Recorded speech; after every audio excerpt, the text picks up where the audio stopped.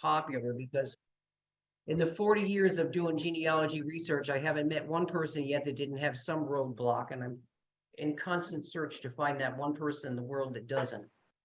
So if you're one of those, please let me know. Okay.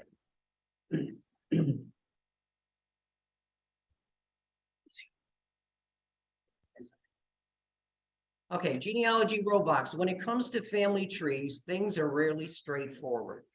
Families often disappear between one census and the next. Records are lost or destroyed through mishandling, fire, or in flood. And sometimes the facts you do find just don't make any sense. When your family history research hits a dead end, don't give up. Careful thinking, research, and patience will pay very rich dividends. So the 10 most common roadblocks are, first, variations in the spelling of the name. Now, it's all right if you have a name like Smith or Brown or something that's normal. But if you have one of the Dutch names that has a VAN or a DAR and DE in front of it, when you go to look at indexes, sometimes they don't index them the way you would think they would, and you're going to run into a problem. A lot of the newer people, that's when they give up. They say, well, I can't find anything, so I'm going to stop. And that is a big mistake. Next is too many results with the same name. Believe it or not, there are people like myself who have a Mary Brown who was married to a John Smith. So you can imagine going into the indexing and trying to find out hits for that. So you have to know where to look and how to narrow those down. Conflicting information in documents, that's a big one. I mean, how many times have you gone to a cemetery and looked at a gravestone and you have the actual birth certificate for somebody, but on the gravestone it says they're born a different date? Well, there's many reasons for that. It could be the baptismal date is on the gravestone instead of the birth date. So don't discount it. My ancestor is not in the census. I hear that all the time. Well, it's usually because you don't know where to look. The records have been destroyed, lost, or damaged. In my view, I find it hard to believe that a person could live 50 to 100 years and not leave some kind of a record at some point in their life. It's just a matter of knowing where to look for it and how to find it. I'm unable to find one or both parents. That's another biggie too. Confusing information, boy, that's a biggie there. I mean, anytime you do genealogy, you're going to have confusing information. Records will disagree with others, and you have to be able to have the know-how to put them together and figure out which information is correct. The place of birth is too vague. Well, sometimes you're going to be happy with an about or before or an after for a date. You're not always going to find the actual date of a birth, death, or a marriage. And you can't read the document. That's a biggie too. Anybody that does old German research and they have the old German script, that's a #1 biggie that's hard to read. Or even the old letters too. They could be faded or they could be written in a different kind of language that you don't understand. And last but not least, you try just about everything, but you still can't find it. So what are my tips and tricks for finding brick walls? Review what you already have. I want to talk about these individually. Go back to the original source. Question and verify. Check name variations. Learn your boundaries. Broaden your search. Use online trees as an outline, not as fact, but an outline. Ask for help. Consider having your DNA tested. And there are useful online databases. There's tons of them. We're going to talk about several of them. And when all else fails, give yourself a break. If you get tired of working on one line, stop and move on to another. Many people get so frustrated when they can't find something and then they just quit and walk away. That's not really what you should do. And last but not least would be my final thought at the end. So review what you already have. What do I mean by that? I know it seems basic, but I can't stress enough how many brick walls are breached with information that the researcher already had tucked away in files, boxes, or computer disks. Information that you found years ago may include names, dates, or other details that now provide clues given new facts that you've since uncovered. Organizing your files and reviewing your facts may uncover just the few you're looking for. Quite often, especially in the case of new researchers, it's often the case of not knowing where to look for the information. As your research experience grows, so will your ability to find what you want more quickly and effectively. One pitfall to avoid is making sure that you keep a good record of what you've researched, where you got it, and where you put it. Duplicate research is time wasted and inefficient. In the beginning, when I first started doing genealogy, I was so excited when I would find a new piece of information. And I copy and bring it home, throw it on my desk, not do any research for 3 or 4 months, go back to the library, find it again, come home and realize I already had it, but I forgot I had it. So you want to keep notes and make sure everything that you do is recorded so that you're not going to waste your valuable time doing duplicate research. Going back to the original source.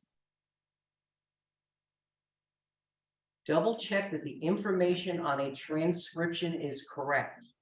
You may have made a mistake in transcribing the record, which will cause an issue while researching. How many times have you taken notes for a meeting that you've gone to and then got home and looked at them later on and reviewed the notes, and then when you went back to the office the next day, they said, well, it was in the notes, and you forgot to write them down and you missed something. Nobody's perfect. Nobody could remember everything. That's why you have to keep track of everything that you do, and make sure that you're detailed and you're recording. In cases of secondary or circumstantial evidence, what I mean by secondary, primary evidence is a research that was done at the time of the event, such as a birth record. Secondary information is something that was taken later. So for instance, a death certificate. On a death certificate, usually you have the birth date and the death date. Well, the birth date is a primary source because they already have that, but the birth date, in this case on a death certificate, is actually a secondary source because it's the informant that gave that information. So just because you have a date on the death record of a birth date there, that doesn't mean it's true. It could be incorrect, and a lot of people fall into that trap. The death record, of course, is a primary record because it was recorded by the doctor who was there at the time of the death. So you want to bear that in mind. Just because you have a death certificate and it has a birth date listed on there doesn't mean it's actually correct. Question and verify. Many brick walls are built from incorrect data. In other words, your sources may be leading you in the wrong direction through the inaccuracy of the record. Published sources often contain transcription errors, while even original documents may contain misinformation, i.e. what I just talked about. Whether purposely or accidentally given, try to find at least 3 records to verify any facts that you already know and judge the quality of your data based on the weight of the evidence. My rule is I don't consider anything a gospel date until I verify there's 3 other records that verify that date. Checking name variations. Your brick wall may be just something as simple as looking for the wrong name. Variations of last names can make research complicated, but be sure to check all the spelling options. Soundex, which is a special index that was created to index names based on the sound as opposed to the spelling, is very helpful, but you can't always count on it. Some name variations can result in different Soundex codes. Not only can the surnames be different, but the given name may be different as well. I found records recorded under initials, middle names, nicknames, etc. You sometimes have to get creative with name spellings and variations and cover all the possibilities. Next is learn your boundaries. I don't know about you, but when I do genealogy, I don't want to just know the birth, marriage, and the death date. I want to find out everything I can about that person. I want to know where they lived. I want to know the house they lived in. I want to know what they did for a living. I want to know everything. So even though that you know your ancestor lived on the same farm, you may still be looking in the wrong jurisdiction for your ancestor. Town, county, state, and even county boundaries have changed over time as populations grew or political authority changed hands. Records were not always kept registered in the locality where your ancestors lived. In Pennsylvania, for example, births and deaths can be registered in any county, and many of the Cambrian County ancestor records were actually located in neighboring Clearfield County because they lived closer to that county seat and found it more convenient to record there. So bone up on your historical geography and you just may find a new route around your brick wall. County and town histories are also very helpful in this information. You want to know something about the town or the county that your family was from? There's thousands of them online, and we'll talk about where to find those later. That'll be very helpful to give you that background information on your family. And also if you want to go there, you know. Nowadays, we have Google Maps, so you can actually see a house without even going there. You just do an aerial view of it, and if it's a larger town, you can just narrow in on the street and just go to the house that you're looking for. Broaden your search. If you can't find information on your direct line, don't discount researching the siblings. That's a biggie because a lot of newbie researchers will concentrate on their direct line, and when they don't find something, they give up or they don't think they can find it anywhere else. Well, for an example, you might have an ancestor that had 10 children. It might just so happen that on the death certificate of your ancestor, the parents may not be listed. However, on some of the other siblings, the parents may be listed. So that's why you want to go and look for siblings information. Sometimes if you can't find your direct ancestor in a census record, you may be able to pull up a sibling that might live next door and find it easier that way. In many cases, such as death certificate, okay, we talked about that. I've solved many roadblocks by investigating information found in other lines, and I'll give you an example. My grandmother was a Maynard, and they were from New London County here in Connecticut. And on her grandfather's death certificate, it said his father's name was Peter Parker Maynard, and his mother was Abby Elizabeth Bailey. So I assumed, and I should never assume when you're doing research, that it was correct. So for years, I went on trying to find this Peter Parker Maynard and Abby Elizabeth Bailey. Well, come to find out, I had to completely dismantle the entire town looking for every Maynard I could find, and found out that those parents were absolutely incorrect. It wasn't even close. And how I found out is I found a Maynard that had served in the Revolutionary War, and he had a pension file, and I looked through the pension file to see if I could match anything up.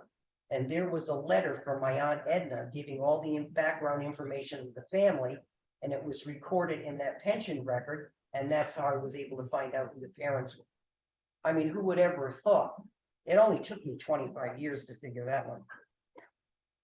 So, you know, you have to think different ways sometimes. Having too narrow a vision will cause you to exclude a lot of very important research. Don't just concentrate on the direct lines. Work with the siblings. Now, I will tell you, since I've been doing research for 40 years, I think I spend less time doing my direct lines than I do collecting all the cousins and the aunts and uncles and all that other information, because I find it fascinating how there are so many family traits that fall down the line. Okay, using online trees. For many, many years, I was very much against using online trees for any information because they're not verified.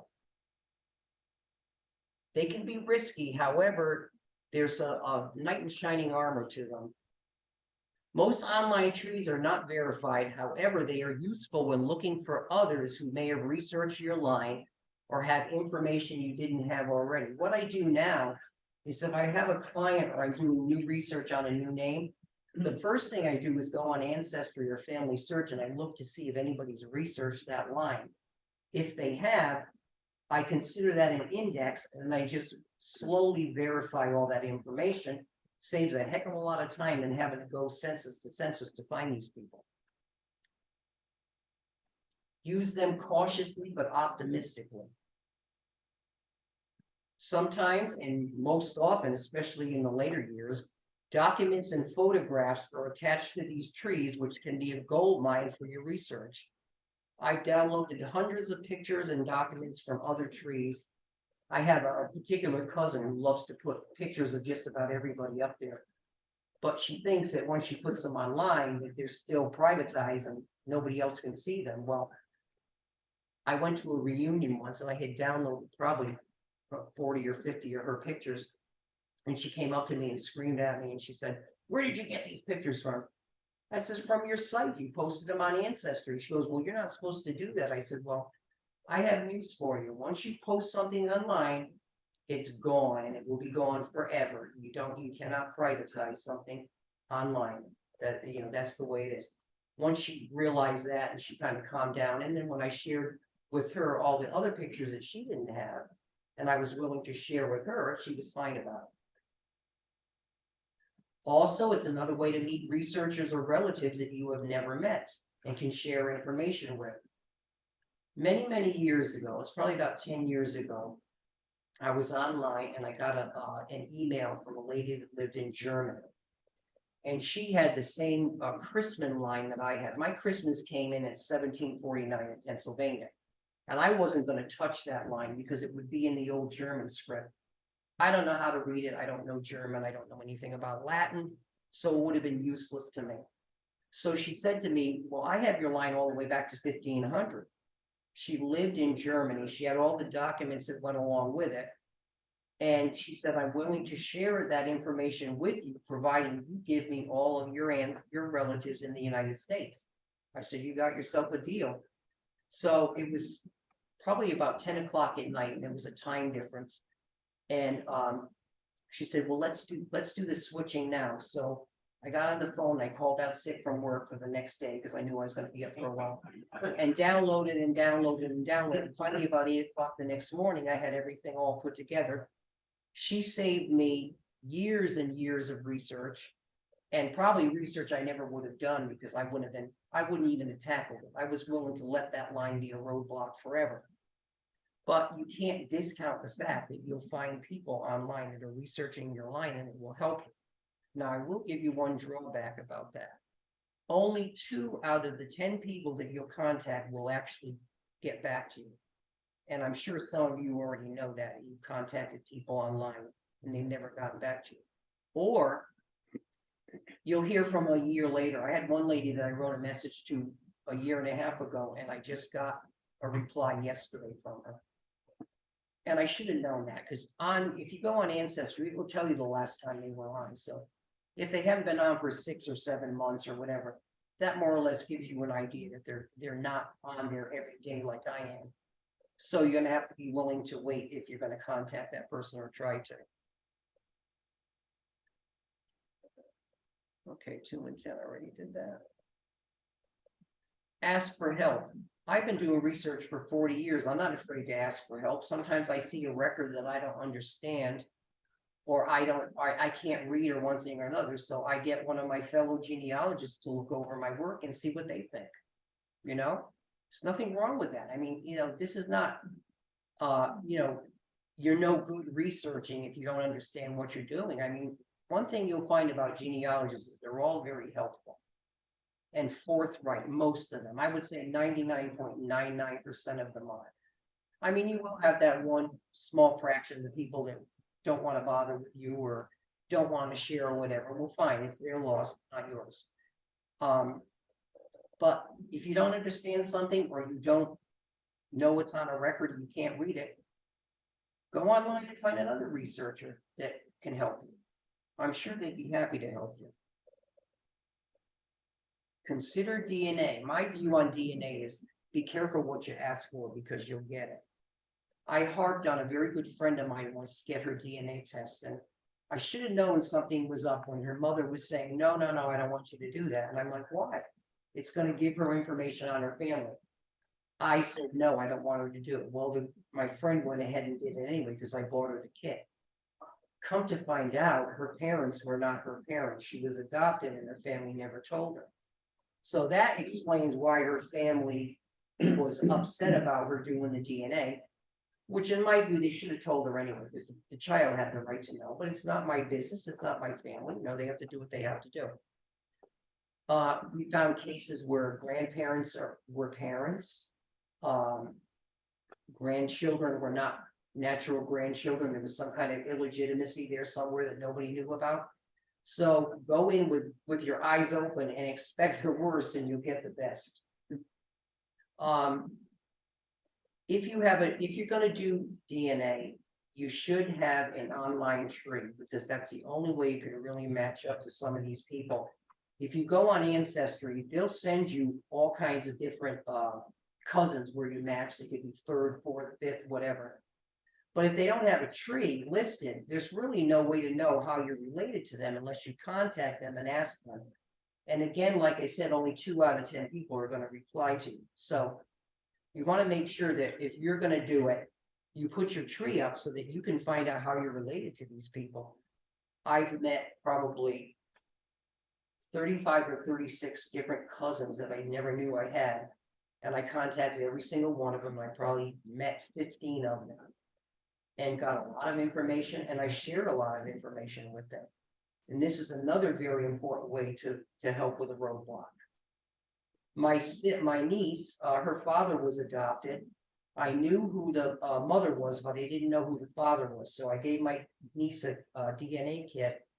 She had her DNA tested.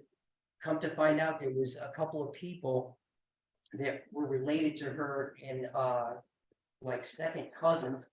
I contacted them and I was able through research to find out who the father was. So I was able to get her tree, her actual tree. So it's very interesting. It's a new technology. It changes as the years go by. I've had probably 5 of them done.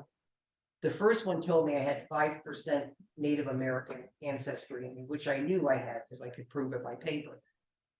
As the years went on and as I had more and more, that 5% evaporated to 0. Why is that? Because as they find out and they do more research and more DNA in different areas, they realize that what they thought a Native American wasn't really a Native American. It was different for some reason. So you'll see when you use Ancestry and you have your DNA done, that every so often it'll do updates. And sometimes the percentage of your ancestry will change. That's why, because they've done a larger pool of that area and they found that the DNA for that particular lineage is different than what it was when they first did it. And give yourself a break. When that frustration kicks in and all else seems to fail, put the research aside. As time goes on, you'll develop new skills and you may find what you were looking for. I can't tell you how many times I worked on lines and I got so frustrated with them that I gave up and I didn't even think about it. Then years later, I went back and boom, boom, boom, I found it right away. Well, why was that? Well, there was 2 reasons. Number one, I had learned how to do actual good research. And number 2, the records had come online that weren't online before. So if you're stuck now on a branch and you really don't want to tackle it, put it aside, but make sure you go back in the future and check again and make sure that a record that won't help you in your situation doesn't come online. More databases and records come on daily. The record you are looking for may be just a matter of time before it comes online. Attend free classes and conventions to improve your skills. I don't know if anybody's ever heard of NERC. It's the New England Genealogical Research Convention that they have every 2 years. There's one coming up in Springfield, Mass. The email address for those of you who are not here is nergc.org. You can go on there. They have about 100 different presentations. They have 7 workshops, a large exhibit hall. I go for the exhibit hall because really, when I look through there, I've been teaching genealogy for so many years. It's really not too many in there that interest me. But I go for the exhibit hall because I have this phobia about buying books. Yeah, a funny story about that is that 10 years ago when I retired because I was told that I had stage 4 pancreatic cancer, which I still have, and I had 6 months to live. Well, 10 years later, I'm still here. Well, I thought I was going to die. I sold my condominium. I moved in with my sister. I gave away all my genealogy books to a very good friend of mine, so I had nothing left. But if you were to look at my library now, I have twice as much as I had that I gave away. So, you're always going to find books and things that you like. And these conventions, they have all kinds of vendors there and new things come out and they show very, very interesting. So I have 5 copies here. If you don't want to go online and check it out, and you just want to look at it and see if it's something that interests you, by all means do so. I mean, it's not an inexpensive thing to do. I mean, it costs a little bit of money. And I would suggest if you do go that you don't buy the meals because they're outrageous. There's plenty of places around to buy meals, but just check it out. Where's that held? Springfield, Mass. Yeah, they have a different location every 2 years. Oh, okay. Yeah, but it's always in a New England state. They had it, I think it was in Maine last year, which was way too far for me to go. Yeah. I didn't go, but when they have it in Springfield or Rhode Island, I usually go. NERGC.org. Okay, so now we're going to get into the fun, some helpful databases. Cindy's List. How many people have heard of Cindy's List? Okay, what Cindy's List is, it's a free website. It doesn't have any records on it per se, but it is a huge index for everything genealogy. You want to know how to research a particular type of research. You want to learn about German. You want to learn about Dutch. You want to learn how to do anything on genealogy. You want to learn where a website is for Outer Mongolia or China or whatever it is you're looking for. Cindy's List is the place to go. And I have a funny story to tell about Cindy's List. Many years ago, I was at a convention and she was going to be speaking. And I sat down and I was just so impressed with everything that she had done. And this lady sat down, and I didn't even recognize her, sat down and she says, "Oh, you seem like you're excited." I said, "I really am." I said, "I want to hear what she has to say." I said, "I think she's the babe." And you go, "Oh, she's not that great." I said, "Well, how do you know?" She goes, "It's me." It was her sitting right next to me. So she couldn't wait to get up there and start teasing me the whole time about it, but that was okay. It was still fun. But she spent so much time putting this list together that she ended up being married twice and divorced twice. But now she's got a staff of volunteers that help her, but it's very, very useful. If you want to know anything on genealogy or where to find anything or any kind of a site, that's where you want to go. Ancestry.com, of course. I couldn't live without my Ancestry subscription. I'm on computer every single day doing something. I have about 8 databases. The largest one I have is 758,000 people, and that's my Mayflower database. And then I have my family database that has about 40,000 in it. And then all my friends, of course, wanted me to do their research for them. So I have all their databases on there too. If you're not sure you want to spend, if you're serious about doing research, you need to have an Ancestry subscription. If you're not sure it's for you, go to a library that has it, check it out, see what you think, and then go from there. It does offer a 2-week free trial. So if you've never used it and you want to give it a try, feel free to do so. FamilySearch.org, that's the Mormon Church website. Is everybody familiar with why the Mormons do research? No? Okay, the Mormons hired people to go around the world and microfilm all of the world's records. The reason why they did that, and I volunteered at a family history center for 10 years, so I know all about it, is that they believe that in order to meet your ancestors when you die, you have had to have some kind of a sealing ceremony with them. If you don't have that sealing ceremony with them before you die, you'll never see them in heaven. So they ask all their members to do a 5-generation research on their family.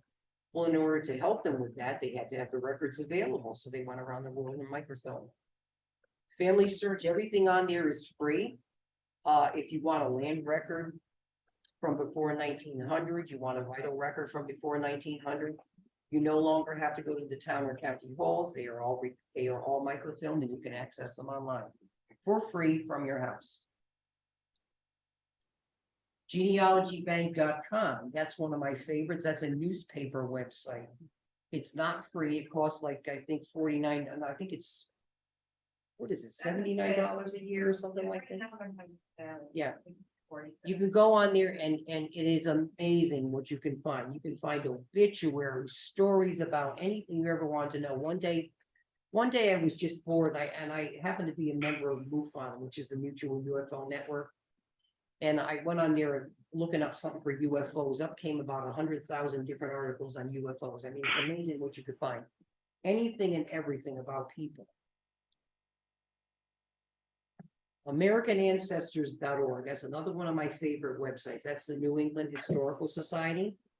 Now, that is a very expensive site. It's $100 for a year. However, if you're doing New England research, you cannot live without that, in my opinion, because they have databases on there that Ancestry does not have, and it's very user-friendly. And it's not as intimidating as Ancestry is. If you go on to Ancestry the first time, you're going to be intimidated because you don't know where to look. You don't know where everything is. But on American Ancestry, they have it structured just so that it's very easy to find your way around it. So it's well worth the price. Archive.org. That's an old, out of copyright book repository where you can get old genealogies, town and family histories. I used to buy them all and have them reprinted, and it got to be very, very expensive. Now, if they're out of copyright, you can go on archive.org and you can download the entire book as a PDF and then keep it on your computer. I think I've got, at last total, about 500 genealogies that I have online that I can refer to anytime I want. HathiTrust.org is another site that's very similar to archive.org. It's a little less user-friendly, but it's the same idea. Google Books is another place to look. You can find old and new books. On Google Books, you can sometimes find publications that are still under copyright, but you can't download the entire book. You can download pages of the particular articles you're looking for. Fold3.com is a military site. It turned out to be like just a total genealogy site, but they specialize in doing military records, Revolutionary War, War of 1812, Civil War, any other Korean War, any kind of war there is. If you have an Ancestry subscription, you can pay a little extra and that will be included in the database. Otherwise, you can buy it per se by itself if you want to. I don't know exactly how much it is. You'd have to look it up. Chronicling America is another wonderful newspaper site. That's from the National Archives, and that is free. It's a little intimidating when you go on there at first because there's just so many ways you can go in there and look something up. But if you play around with it a little while, it's really not that bad. But you find things on there that you couldn't find on Genealogy Bank because the way Genealogy Bank does their indexes, it doesn't it doesn't give you the ability to narrow things down as well as you can on Chronicling America. That's free. And if you want to know anything about your ancestors, they have newspapers all across the country and the world, as a matter of fact. So give it a try. Newspaper.com is another one. That's another newspaper site. That is a cost that you can actually have that added on to your Ancestry subscription if you want. It's cheaper to do that than to buy it by itself. But again, it gives you another option. I actually have all three because I find what I can't find on one, I can find on the other. So being that I do research all the time, I need to have access to all this stuff. So I use all of these combined and I can basically find anything, anyone or anybody, living or dead. Many times I have, believe it or not, being a genealogist, I can't tell you how many times I have people contact me and ask me to find their missing cousin that lives across the country somewhere. It's not really part of what I do, but I can do it because I know how to look for it because I've had all the experience. And my final thought, I find it hard to believe that our ancestors can walk the earth for 50 to 100 years and not leave a record somewhere. It's all about whether or not you want to use the time and energy to search everything out there to find what you were looking for. It's there, you just have to want it bad enough. Most people are not willing to make the effort that it takes to solve their own brick wall. And I say that wholeheartedly because any brick wall that I've ever been given to me, I've been able to find, maybe not exactly what they're looking for, but I've been able to at least find something that was helpful. So now I'm open for questions. Anybody have any questions? No? Yeah. No? Yeah. Anybody online have questions? Or either did a good job or a bad job, one of the two. Is there somebody on? I have one. Oh, good. Okay, shoot. So, I'll repeat this to you. I'm trying to find my, great grandmother. Mhm. I found her birth and death date. I found her where her gravesite is, local, and, her marriage record online doesn't even have her last name on it. Her death certificate is not online.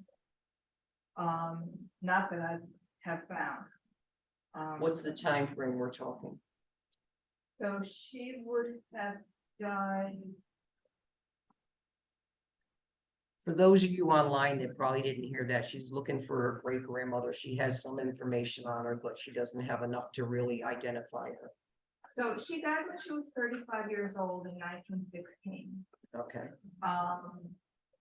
And my grandmother would never talk about her mother's death, and nobody in the family knows how she died, and so that's my mission. Find out. how that she means there's something wrong in Denver. That's usually what that means. died. Every roadblock that you list, like the first 6, You tried. pertain to her. She has variation in her last name spelling. A couple of documents I found have it spelled 2 different ways. There's about 7 of her name in the ship manifest that came over around the time that she would have come over. So you said she was 35 in 1916, is that what you Yeah. said? So when do you Born think, in 1881. so when do you think she died? So it says that she died in 1916. That's what's on her gravestone. All right, where was her In gravestone? West Haven. Right. I don't know where. Did you go to the town hall and see if they had a death record there? I haven't yet. Well, that's the first thing you need to do. Yeah. So I'm confused whether it's going to be listed in New Haven or in Shelton, where I believe her family lived. Well, it could be where it's wherever she died. Like if she died in New Haven, even though she may have lived in West Haven, if she died in New Haven, it's recorded there. It's So it's recorded in at a hospital, for instance. right, it's recorded at the place of death. So I would probably start in New Haven first before I went to West Haven. So, I mean, What Would I- cemetery is she buried in? St. Lawrence. I have the street and everything where she is. Well, the people at St. Lawrence are not the most helpful people on this earth, believe me. But I've had many run-ins with them. But Yeah, if I have the street name, they surely would give me a map of the cemetery. no, they won't. Oh, they won't. Are you Catholic? The street, No. right, glass slightly, the street map is right on the desk underneath the big piece of glass. Go in the office and they'll actually point it to exactly where you gotta go. Yeah, Oh, okay, good. That's good to know. Thank you. Don't ask me for anything else. Actually, the My- folks that, Yeah, And I've been there many times. okay. And I've been very nice to the point where I was gonna get on my knees and beg Do you know, if I have never been there, what part of West Haven is it near St. Lawrence Church or? Forest Street. No. Oh, the cemetery? Yeah. It's right off of Route 34. You know how you go up from? by the Yale Bowl. Oh, Forest no. Road. Yeah, across from Yale Bowl. Across from Right the next Yale to Bowl. Yale Bowl. Yeah, right down the street from the Yale Bowl. If you're coming from New Haven, it's on the left. I know. Yeah. When, But I would get the death certificate. I mean, try and get the death certificate. Now, the thing of it is that, fortunately for a death certificate, you don't need to belong to a genealogical society in Connecticut. If you were going for a birth or a marriage record, well, maybe the marriage record after, at that time frame, they would let you, but a birth record is restricted for 75 years in the state of Connecticut unless you're. Right, but I'm saying in that case, but being that it's a death certificate, you should not have any problem going in there and asking for it. So you would suggest going there to ask for it, or? Yeah, New Haven Vital Records, if you write them and send in the $20 fee, you'll never see the $20 back, and chances are you'll never see your certificate either, so you're better off going in there. So if you go in there, what will they let you? They look? have a form, well, no, well, if you have, they'll let you look if you have your card, genealogy card. But if you don't have a genealogy card, they won't. But they have forms that you fill out the form, you hand it to them with your $20. They'll go and look and see, and usually 9 times out of 10, if they can't find it, get you $20 back. They won't charge you. Will they look right then and there? or- Yes, Oh, they will. yes, they look right then. Yeah. Okay. And if you can't find it in New Haven, go to West Haven where she lived. Or, you'd have to kind of figure out where she died. I think her Do family. you know what herself- funeral home she might have gone through? I'm sorry? Do you know what funeral home your family might have used? No, I could guess one that, You know what, I just thought of something. You don't even have to go right now. Go online to the Connecticut State Library. They have the death index from 1897 to 1940 there online. And you don't need to know the town where she died. Just punch in the name and it will come up. What was that? It's the Connecticut State Library. and you just look up the death certificate for the name. Well, it's an index. Okay. So you put the name in and the index will pop up and I don't know why I didn't think of that at first, because it'll save you a bunch of time. So in case it's not in New Haven and it's in West Haven, you can avoid going in there. And it will pop up and it will give you the town that death record was filed. just a note on St. Lawrence Cemetery. I don't Yes. know when the last time you've tried to work with them, but in the last couple St. of years, Lawrence Cemetery. right, they had a change of management there. They're Oh, much, wonderful. they're much more cooperative now, much Oh, more. great. I Gentleman ran online into the- says St. Lawrence I is ran much into more the same cooperative. issues you did initially, but yeah, the folks there are much more helpful. And, Yeah, it's and been on a West- few years since I've been there. right, yes, on West Haven, depends where it is. Part of West Haven, actually, where St. Lawrence Cemetery is, used to be part of Orange Yeah, Back not up at her to one- time frame, no. back until like the late 40s, early 50s. So, might be another Okay, place. that's why I'm sending her to go online to check it there. That Yep. way we'll save her that effort. She'll go to the index online at the Connecticut State Library. All right, what? There's a couple questions here on Zoom. Okay. The first question was earlier, what do you think of 23andMe as a DNA resource? Oh, okay. 23andMe is okay, but it's especially important if you want to know your medical history. If you want to know your ancestry, I would prefer you use Ancestry for to have your DNA done, because their databases are larger to compare to. But it's a good site. I mean, many people use 23andMe. And somebody asked, how do you find information on relatives born in Italy and Ireland? But that's kind of a broad. That's not question. really my expertise. I would suggest you go to Cindy's list and look up Irish research and Italian research, and that should give you your answer, because I specialize in the United States. I don't really do overseas. Yes. I have one that I've been struggling with for years.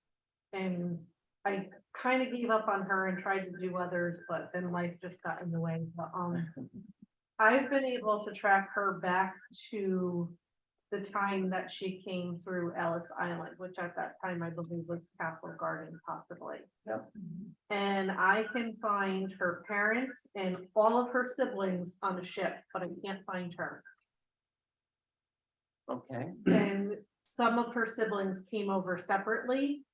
I think they were older, so, you know, they were, I think one of them was like married. But I can't find her. was she naturalized? Yes, Do you have the certificates? no, not Yeah, yet. you should be able to find those online. Like, again, that's not really my expertise, so I don't know where to tell you to go look for them. But if you could get a hold of the naturalization papers, it should list the approximate, or even the census record. What time frame are we talking? At least you can find on the census record the year she came over, if it's correct. Yeah, I did have when I think it was like 1890. Somewhere in that time There frame. was no federal census. It burned in 1890, so that won't help you. Yeah. Um, I think she came over like right between censuses. Cause I couldn't find her on one, but I found her on the next one. And the Ellis Island Index didn't have her listed? Was it one of those funky names that could be pronounced or written another way? Yes, and I've tried different variations that I've seen on other paperwork. But I mean, my only guess is maybe her first name changed somewhere too. Because I think I had found a baptismal document from Germany. But it was a Maria and we know what I have is Mary. So I didn't know if that was really her or not. Well, you have to kind of do a little more research. Like I said, I don't consider a date correct unless I can verify it with other records just to be to make sure it's correct, but. If you could get hold of her naturalization papers, that should say where she came from and what ship she came over on. That would be the only way I could lead you for that. Is there a specific site that Ellis Island has, index that they have, and where would you find that? ellisisland.org, I believe it is Yeah. where the site is. Look, Or can you look I- it up real quick and make Yeah. sure? That's how I use John Morse. Yeah, and John Morris is another gentleman that did a real good index on Is Steve Morse, you mean? Steve Yeah. Morris, yeah. He did a special index. You might want to try him too and see if that helps. Ellis Island, wait a minute. I think they There's all these charge you to weird- use that now, though. That's Statue of Liberty.org, is that? No, I think it's No. Ellis Island Records. Something like that. Oh, it's Ellis Island record, okay, Ellis Island. Again, like I said, that's not you can't, the thing with genealogy is you can't specialize in everything. You have to be able to, pick your niche. So foreign research is not really my niche. Because, like I said, when I tried to research her name, there were like 7 different people with her name.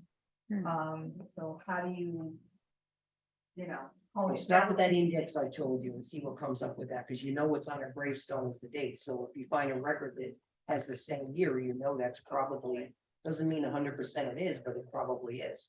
Because I and don't then- even know the year that she came over there. Right. But what you're hoping is the death record will have the name of her parents on there, which is what you're looking for.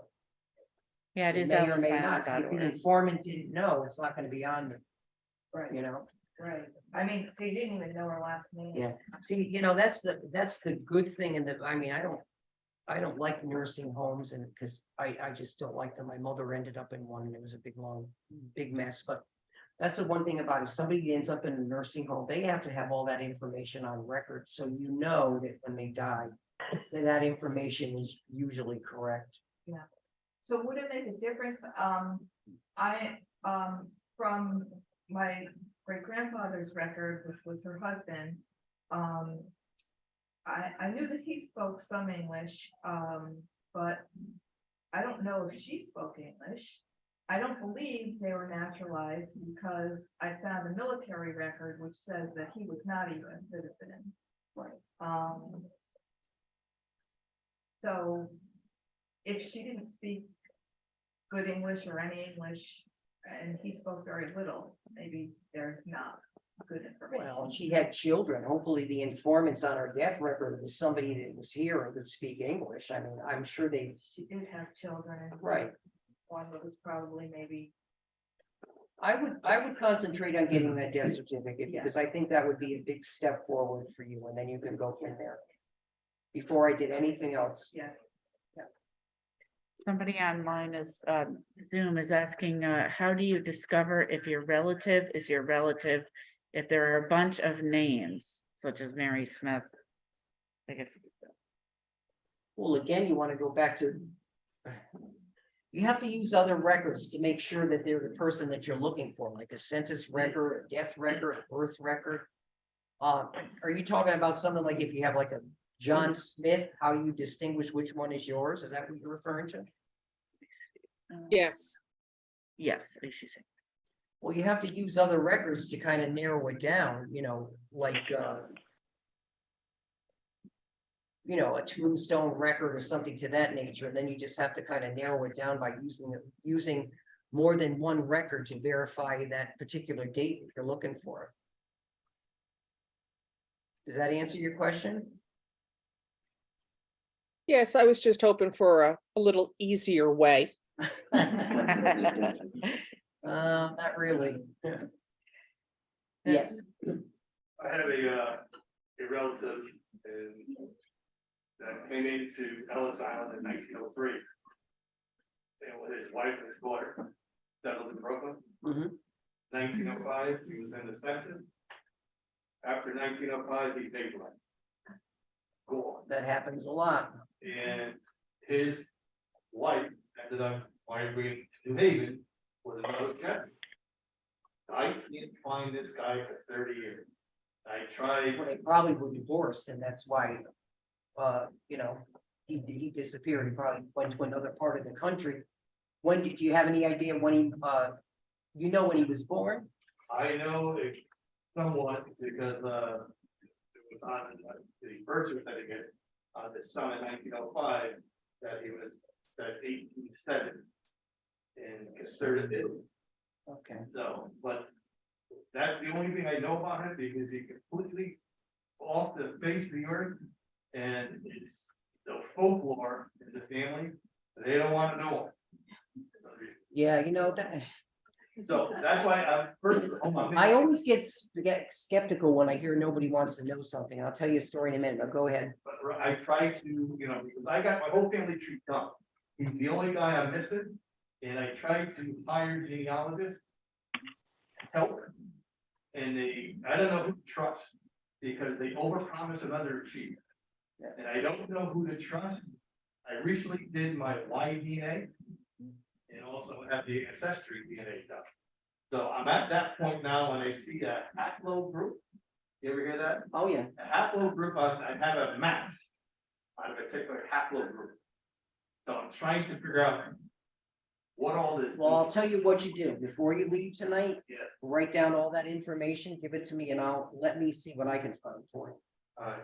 Okay, I can't guarantee anything, but I'll see if I can use my magic to track them down It's somehow. so frustrating, and if this woman goes to New Haven, by the way, to the city of Hall of Records. Get both sides of the birth certificate, because don't get the front only, because you'd be surprised on some of the information. Yeah.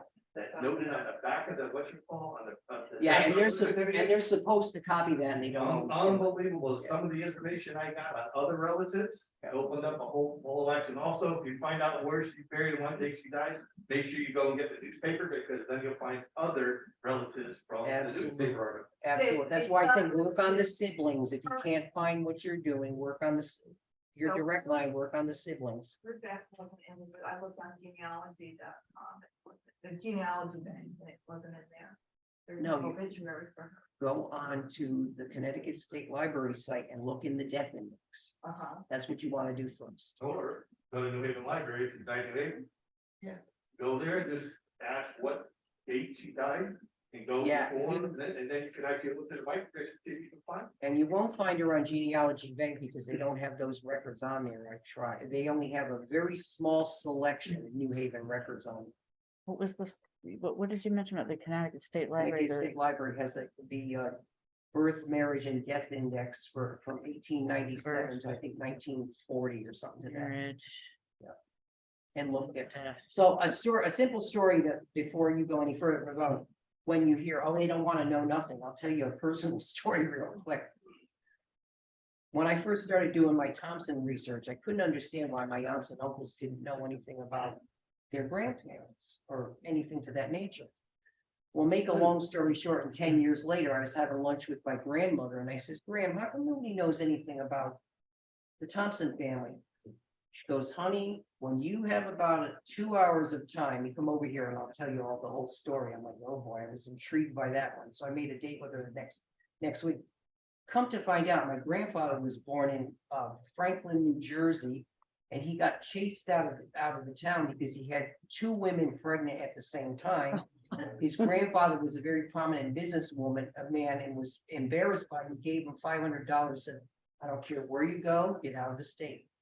Came to Connecticut, was down in New Haven in W.T. Grant's, and was having a lunch on the soda fountain, met my grandmother, got her pregnant, so he had 3 pregnant at the same time.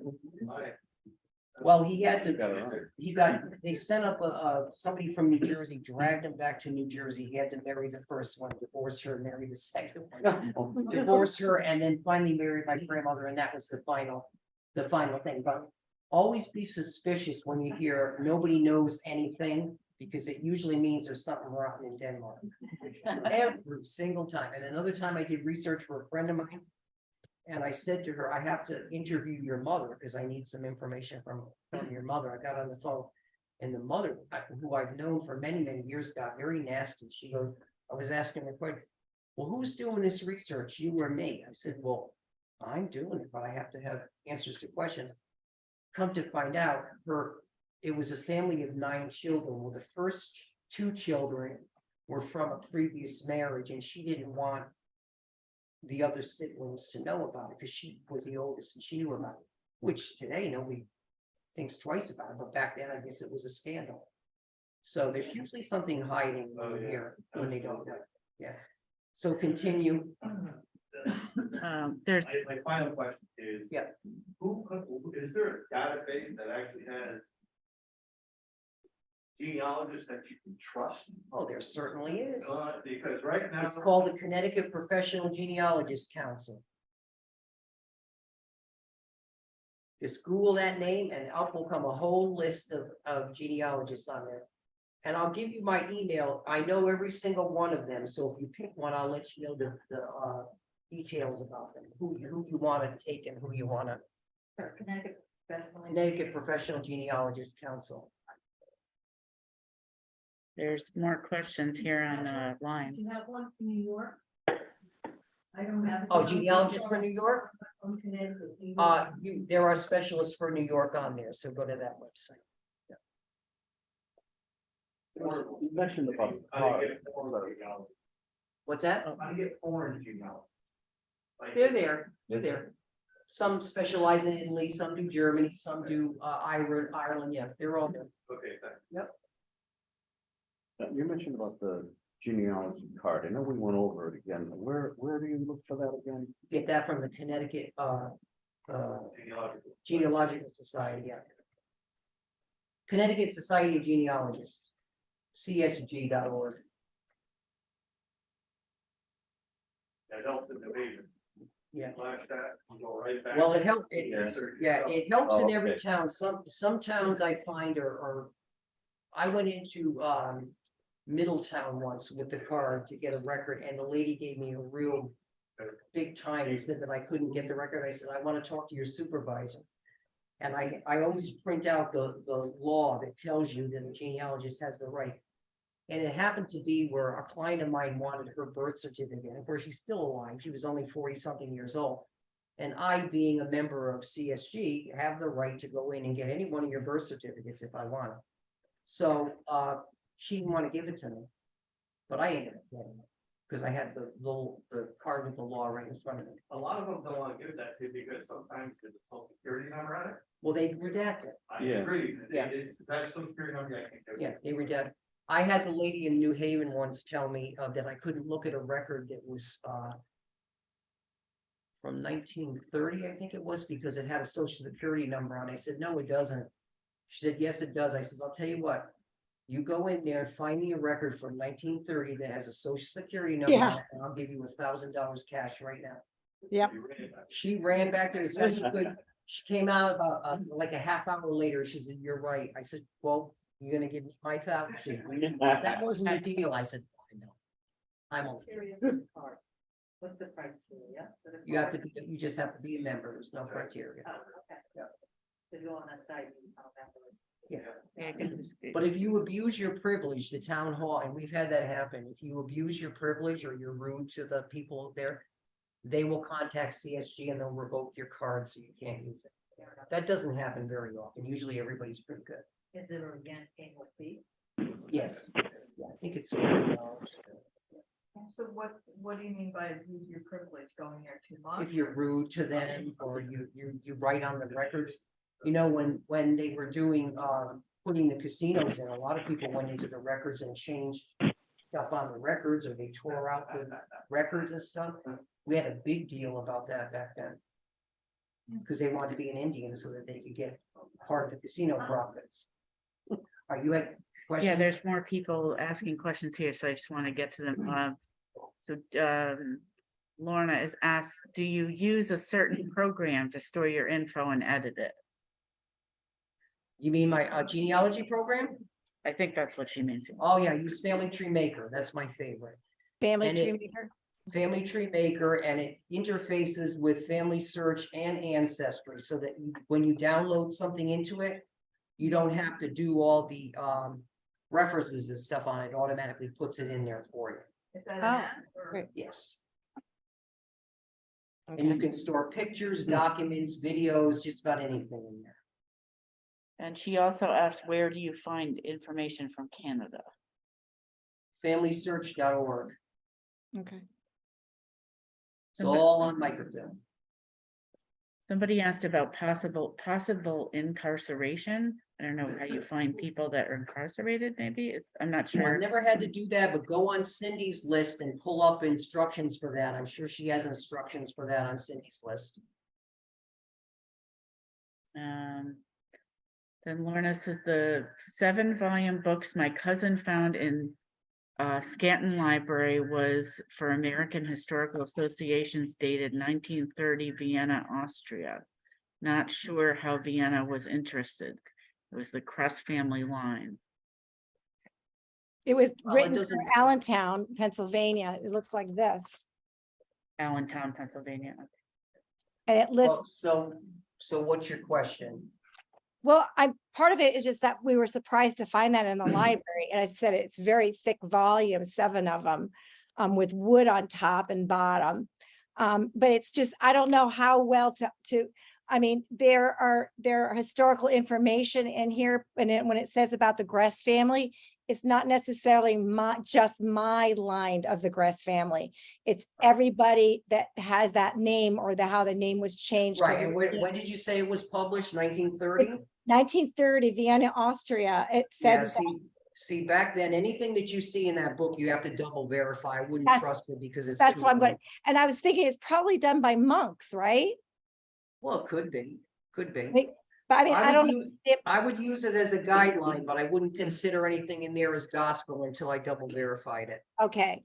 And it also says that it has 325 editions done. And this is the 325th one. Wow, that's a lot. That's a lot. But I can say through going through it, and I know my family history in Pennsylvania, much of what is written in there is completely accurate. Oh, good. And I'm That's very good to know. surprised, but it's Yeah, also really well- good about bringing some stuff about history that I never knew about, that was never taught about in school. Yeah, see, as genealogists, anything that doesn't have citations on it, we consider useless until we can prove otherwise. But I There's will tell you, citations there's some all over this. genealogies, there were some genealogies that were written in the late 1800s. One of them happens to be Emma Jones' book on William Brewster, the Mayflower. Yep. I dealt with that book for 30 years and I've never found an error in it, and she wrote it in 1897. Wow. I don't know how she got all this accurate information, but she did. Well, according to this volume that I have, it shows that my relatives came over on a ship called the Neptune in 1752. And it lists Yeah. everybody that was on board. Well, that's Um, good. Yeah, I mean, I'm good. Where do I go to go find out that was that what I see there? I Well, mean, that ship list had to come from somewhere. I tried Googling it first and see if you could find it that way. okay, all right. That's really Okay. kind of what I want to know, is I'm using this as my guide, though I know some information already from my family, Right. but I just didn't know how much should I rely on the reliability, although it does reference many multiple places for a lot of things. Right, well, the historical information is probably correct, but the dates are what I would worry about. Okay, gotcha. Thank you Okay. very much. You're Yep. welcome. And somebody's asking, Cindy asked, can you go to the state library instead of the New Haven town hall to get records? New Haven's not friendly. I think It people have said depends, that. Yeah. you can go up until, they'll have records there till about 1905, but after that, you have to go to the town hall. Because they're only microfilmed up to that year. After that, you have to go to the actual, yeah, and I'm with you with New Haven, believe me. They are not. But you have to know how to put them in their place in the right way without getting them mad at you. Any others? Any other, yeah, Your genealogist actually produces family trees yes. for your clients, correct? I do that. I do lineage applications for every lineage society. So you actually can put it on like ancestry